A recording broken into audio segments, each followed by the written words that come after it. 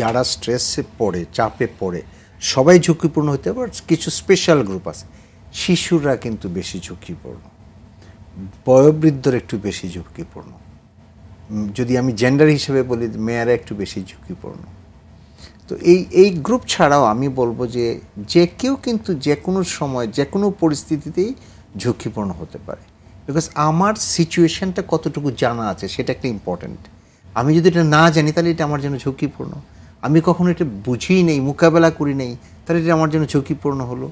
যত বেশি ডেঞ্জারাস সিচুয়েশানটা হবে তত বেশি ঝুঁকিপূর্ণ হবে। তো এই ফ্যাক্টরগুলি এইভাবে আমরা যদি অ্যানালাইসিস করি সেটা হতে পারে।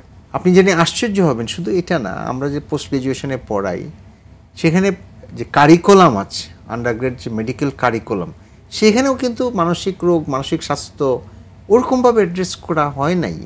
আমরা এখন করার চেষ্টা করছি, অথচ আমরা কিন্তু বলছি স্বাস্থ্যের সংজ্ঞার মধ্যে মানসিক স্বাস্থ্য একটি পিলার, একটা কর্নারস্টোন, কিন্তু এটাই কিন্তু আমরা অ্যাড্রেস করতে পারছি না। এটা বোধহয় সচেতনতা যেটা, সেটার অভাব আর কি।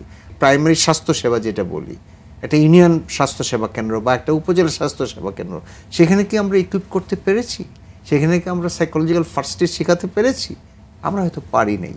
তা নাহলে যে আমরা যে কথাগুলি বলছি সেই কথাগুলি কিন্তু কোনো কাজে আসবে না, মধ্যেই সীমাবদ্ধ থাকবে। রাইট। এবং তার জন্য কিন্তু অনেক লস হবে আমাদের, লস হবে ব্যক্তি পর্যায়ে, পরিবারের পর্যায়ে, সামাজিক পর্যায়ে, রাষ্ট্রীয় পর্যায়ে, সবখানে কিন্তু লস হবে। আজকাল যে সামাজিক সহিংসতার যেগুলি সবখানেই তো ঘটতেছে। আমরা তো আশ্চর্য হয়ে যাই যে একটা কীরকমভাবে রাস্তার মধ্যে একজন আরেকজন মেরে ফেলছে, এরকম প্রত্যেকটা জায়গাতেই কিন্তু আমাদের সচেতনতার এই জায়গাগুলি কাজ করতে হবে।